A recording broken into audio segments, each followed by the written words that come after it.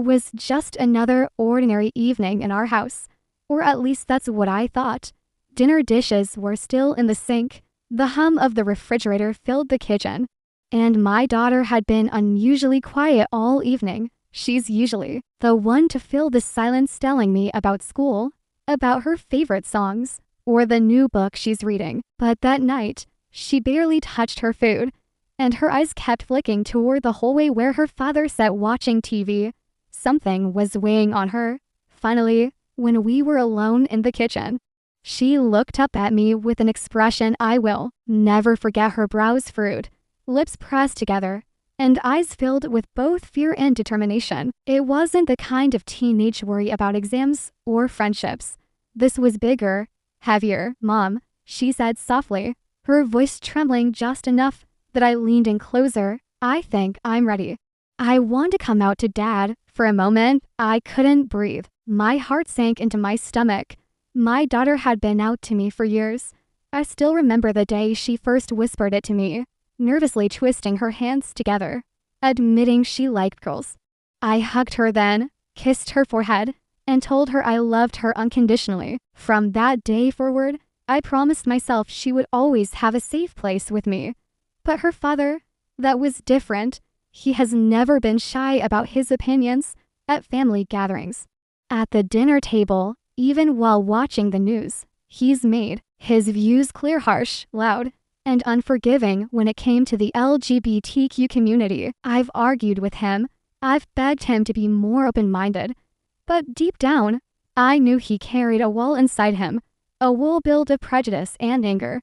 And now my brave daughter wanted to face the wall head-on. I swallowed hard. "Sweetheart, are you sure you know how your dad can be?" She nodded, her chin trembling, but her eyes locked onto mine. "I know, but I don't want to hide anymore. I'm tired of pretending. I want him to know who I really am, even if he doesn't accept it." Her words cut me. She was only 16. But her courage outshone any fear I had. She wasn't asking for permission, she was telling me she was ready. I reached for her hand, squeezing it tightly. "No matter what happens, I'm here with you, always." In that moment, I wanted to shield her from everything, to protect her from the pain I feared was coming. But I also knew this was her choice, her truth, and I had to let her step into it. Later that night, the house was quiet except for the faint sound of the TV in the living room. My husband sat on the couch, completely unaware that his world and ours was about to shift. My daughter stood in the hallway, her fists clenched at her sides. She took one deep breath, then another. Before stepping forward, I walked behind her, every muscle in my body tense. My heart raced, pounding in my ears. I wanted to call it off, to tell her we could wait. But she kept moving with a quiet strength that astonished me. She stopped in front of her father, who barely glanced up at first. "Dad," she said, her voice steady but soft, "there's something I need to tell you." He muted the TV, finally giving her his attention. His eyes narrowed slightly, curious, maybe a little impatient. My daughter took another breath, and I swear the entire room held its breath with her. "Dad, I'm gay, this is who I am." The words hung in the air, heavy and powerful. She had finally said her truth, spoken out loud, vulnerable and brave. I looked at her in awe. She stood tall, shoulders squared. Even as her voice wavered just a little, this was her moment, the one she had feared and longed for, all wrapped together in a single sentence. And then, everything shattered. The silence that followed was unbearable. For a heartbeat, I thought maybe, just maybe, he would surprise me, that maybe he would soften, smile, and tell her he loved her no matter what, that maybe all the years of harsh words had been a mask. But his face darkened, his jaw tightened, his lips twisted, and the air in the room seemed to shift into something sharp and dangerous. Though his reaction belongs to the next part of our story. In that moment just before the storm broke, I realized something important. My daughter was braver than anyone in that room. She stood there, raw and vulnerable, choosing truth over comfort. And even if her father's love failed her, mine never would. That night, The courage of a 16-year-old girl changed everything. The moment my daughter's words left her lips, "Dad, I'm gay, this is who I am," I prayed for silence. Not the heavy silence of judgment, but the kind of pause that meant he was processing, thinking, maybe even reconsidering everything he had ever said in anger about people like her. I wanted to believe, just for a second, that love might overpower hate. But I was wrong. The change on his face was instant. His eyes narrowed, his jaw locked, and his entire body seemed to stiffen, as though the words had struck him like a physical blow. A flush of red spread across his cheeks, and for a brief moment, I thought he might shout in disbelief, or try to argue, or even laugh it off as a phase. Instead, he erupted. His voice rose, sharp and venomous, filling the room with a rage that felt suffocating. "You're just a thought," he shouted, his words slicing through the air like knives. "That's all you are, a thought." He said it once, then twice, then again and again. Each repetition heavier than the last, like a hammer, pounding nails into a coffin. He wasn't just saying the word, he was spitting it, weaponizing it, throwing it at her with the intent to wound. I froze. My entire body went rigid. My hands shook, but I couldn't move. My daughter, my brave, beautiful 16-year-old daughter, stood in front of him, her eyes wide and wet with tears that she tried desperately to hold back. She clenched her fists at her sides, and though her lips trembled, she didn't step away. She didn't run. She faced him. "Dad," she whispered, her voice breaking under the weight of his hate. "I just want you to love me for who I am." Her plea hung in the air like a fragile thread. One last attempt to pull him back from the edge, to remind him that no matter what, she was still his daughter, still the little girl he once held in his arms, still the child who used to run into his lap after school, who used to giggle when he carried her on his shoulders. But he didn't hear her, or maybe he refused to. Without a word, he turned sharply on his heel and stormed down the hall.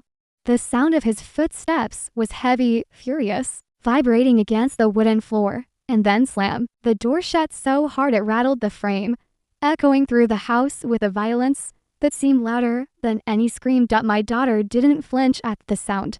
She just stood there, completely still, tears finally spilling down her cheeks. In silence, the strength she had gathered to face him crumbled in that instant, leaving her standing there like a statue carved out of heartbreak.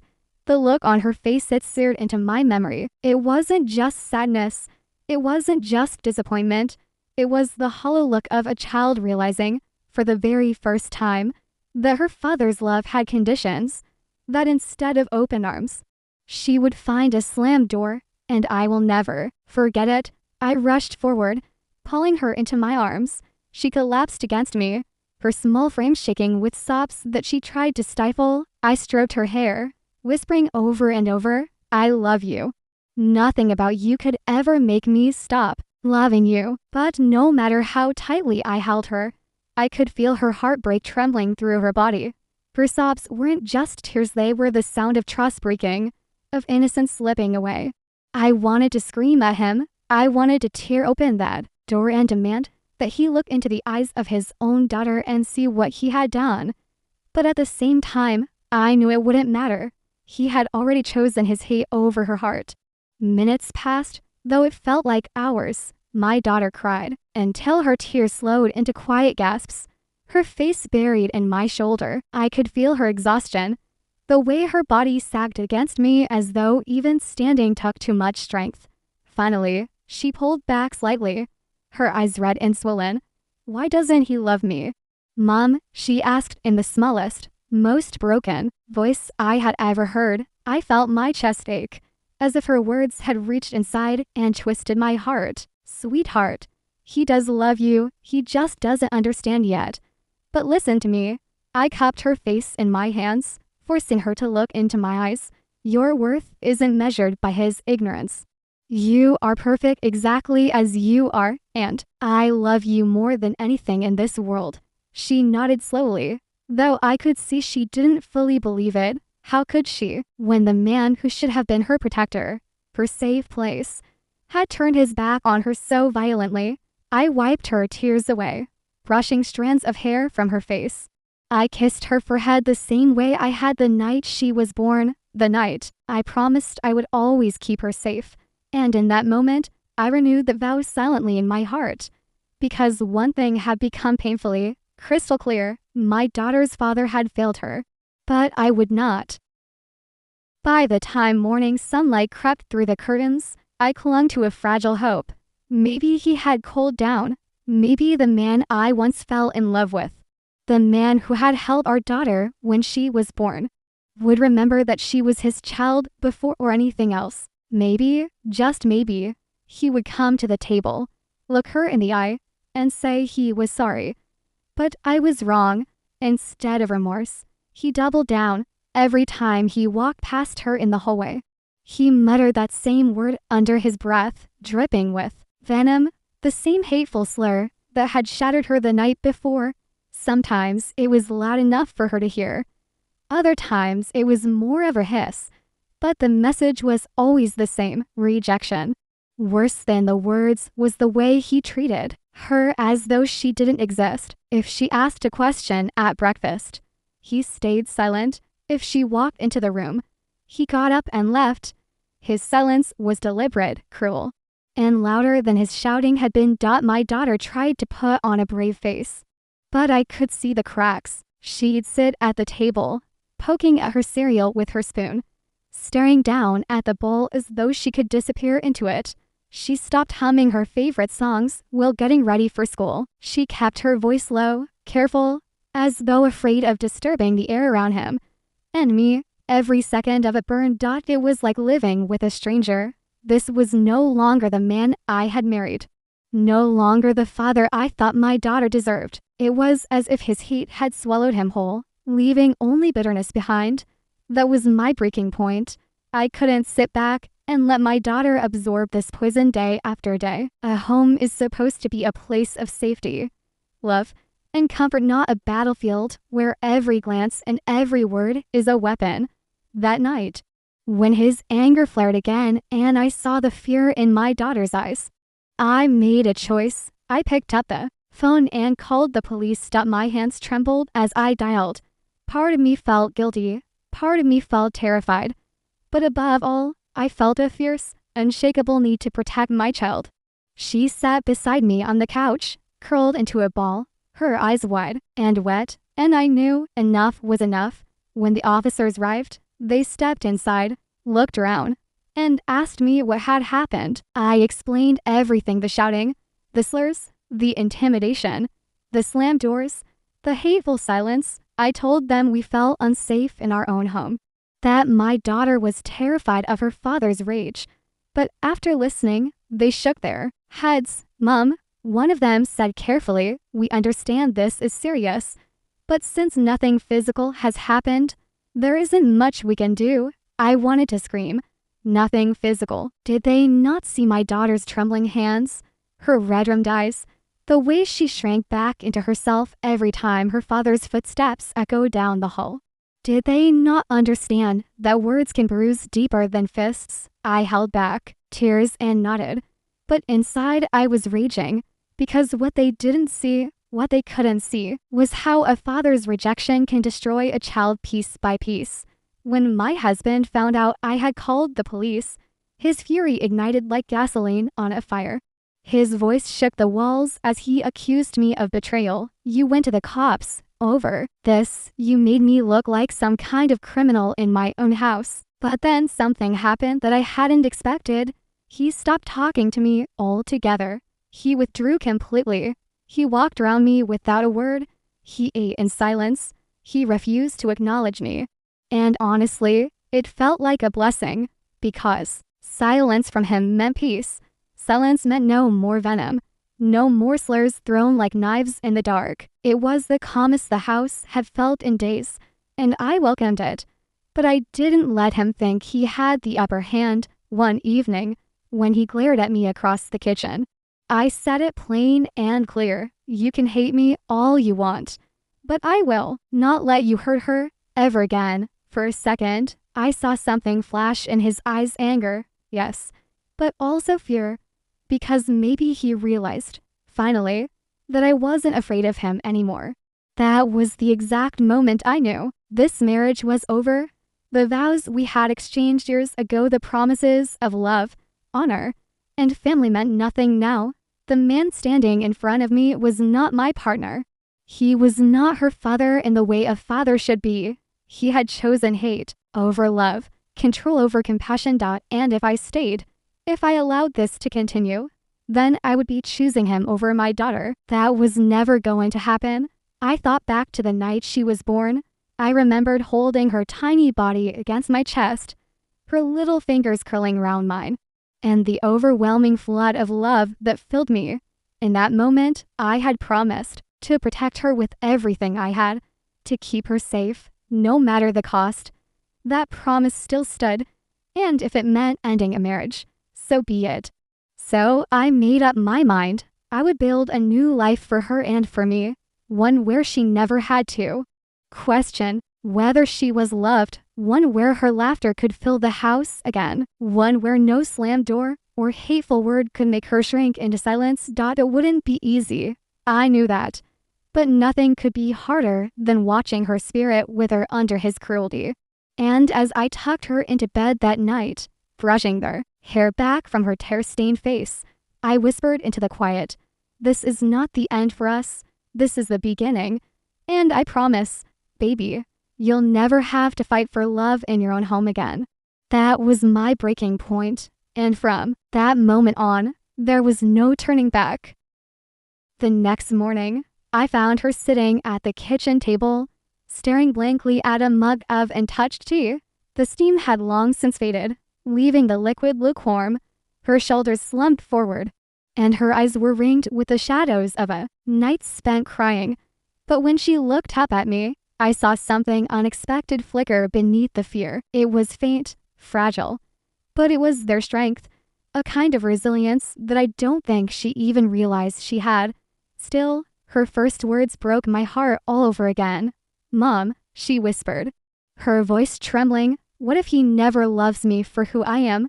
The question hung heavy in the air. I could see the desperation behind it, the aching need of a child who wanted nothing more than her father's approval. For 16 years, she had looked up to him, sung his praise, longed for his hugs, and now, faced with his rejection, she was left with the raw, painful possibility that his love might never return. I sat down beside her, gently taking her hands in mine. Her fingers were cold, and I could feel the way she tried to steady her breathing, to hold herself together. "Sweetheart," I said softly, "if he never loves you for who you are, then he's the one missing out, not you." Her eyes widened slightly, as though my words surprised her. I leaned closer, wanting her to feel every ounce of truth in what I said. "You are amazing. You are kind, brave, strong, and beautiful. And anyone who can't see that doesn't deserve a place in your life. Your father's rejection doesn't change your worth. It doesn't make you less. It only shows his limitations, not yours." Tears welled in her eyes again. But this time they weren't just tears of pain, they were tears of release. She let out a shaky breath, and I could see the weight of his rejection pressing down on her like a storm. "I just don't understand," she said softly. "I'm still me. I'm still his daughter. Why does this change everything?" I brushed her hair back from her face and looked at her tenderly. "It doesn't change you, sweetheart. It only reveals him. Love is supposed to be unconditional. Real family doesn't put conditions on who you're allowed to be. You've shown nothing but courage in living your truth, and that is something to be proud of." I paused, squeezing her hands tighter. "I will always protect you, always, and I need you to remember something. Your worth is not defined by his ignorance. Your value is not diminished by his inability to accept you. You are enough exactly as you are." She sniffled and leaned into me, resting her head on my shoulder. For a few moments, we sat in silence, the only sound the quiet hum of the refrigerator. I stroked her hair the way I used when she was a little girl, hoping the gesture would remind her that no matter how broken things felt, she was still safe here with me. After a while, I lifted her chin gently and smiled. Do you realize how many people already love and support you? She tilted her head, uncertainty in her eyes. Think about your friends, I continued. The ones who stand by you no matter what. They've always seen the real you, and they've never turned away. Think about your teachers who have encouraged you, the ones who know how bright and determined you are. Think about Aunt Sarah, who adores you, and your cousins who light up every time you walk into their room. And most of all, think about me. I love you with my whole heart, without conditions, without limits, that will never, ever change. Her lips trembled into the faintest smile. Though her eyes were still glassy, it just hurts, she admitted. I wanted him to be proud of me. I kissed the top of her head. I know it hurts, and it's okay to grieve that. It's okay to feel angry, sad, and confused. But don't let his failure dim your light, because here's the truth. Your courage defines you, not his rejection. His hate says everything about him meant nothing. About you, she pulled back slightly, looking at me with eyes that held both pain and hope. Do you really think I'm brave? I smiled through my own tears. Braver than anyone I know. Do you realize how much strength it took to tell him the truth, to face his anger head on? Most adults wouldn't have the courage to do what you did. You didn't hide. You didn't pretend. You stood in your truth, even when you knew it might hurt. That is the definition of bravery.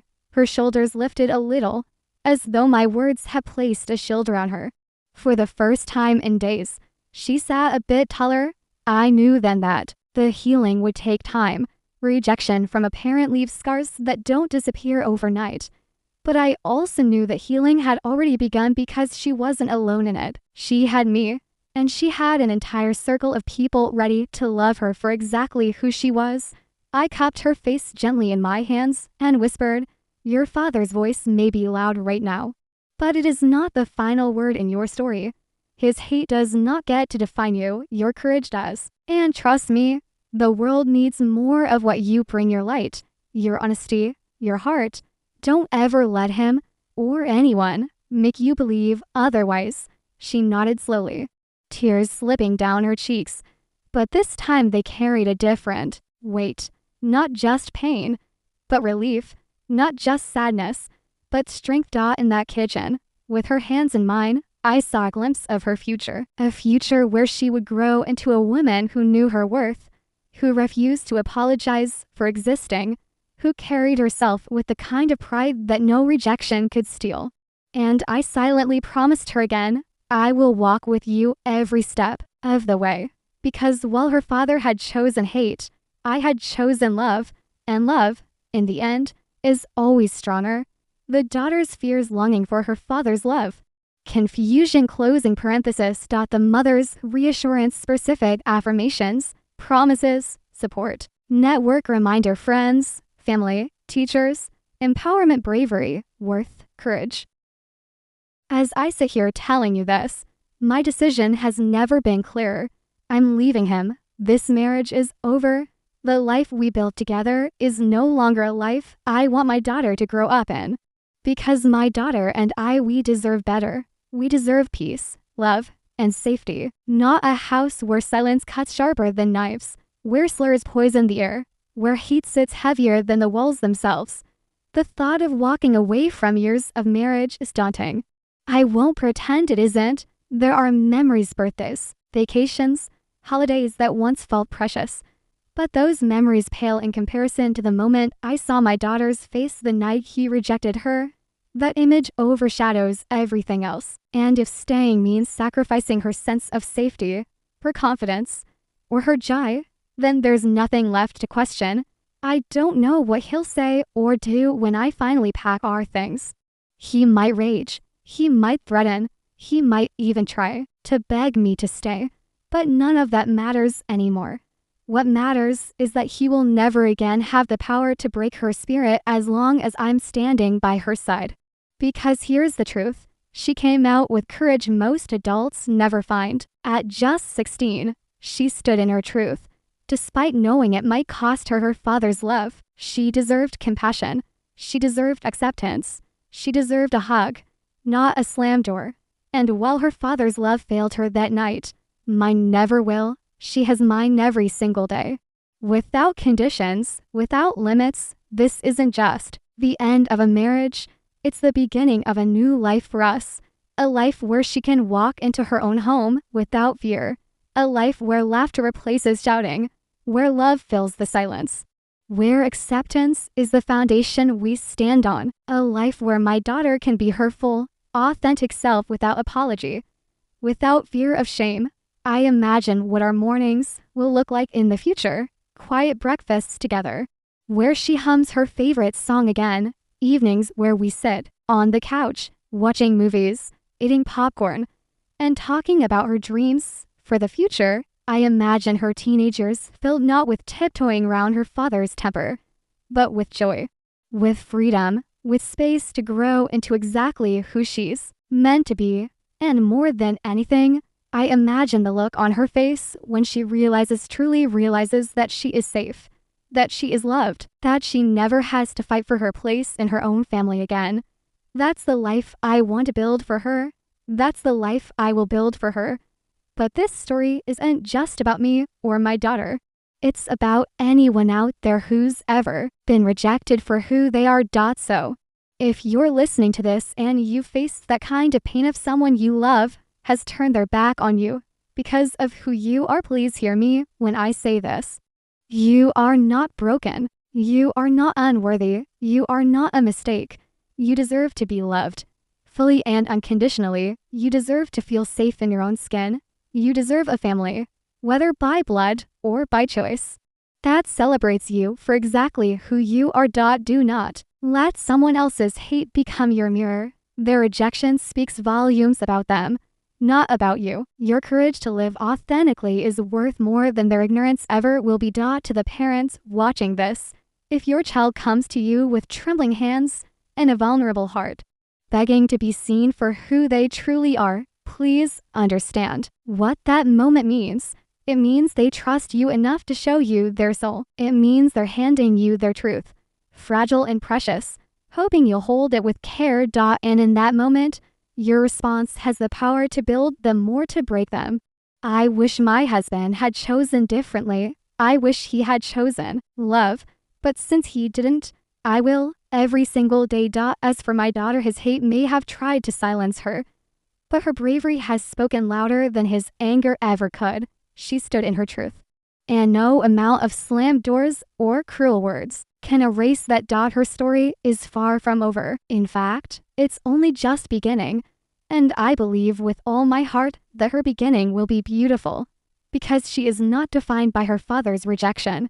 She is defined by her courage, by her light, by her ability to keep moving forward, even when the world feels heavy. So here's where our new chapter starts, with two people, mother and daughter, choosing love over hate, choosing peace over chaos, choosing truth over silence. It won't be easy. There will be challenges ahead, financial, emotional, practical, but I know we'll face them together, and together we are strong enough. So if you take anything away from our story, let it be this: hate can slam doors, but love will always open new ones, and every ending, no matter how painful, carries within it the seed of a new beginning. This is ours. This is not the end of her story. It's only the beginning.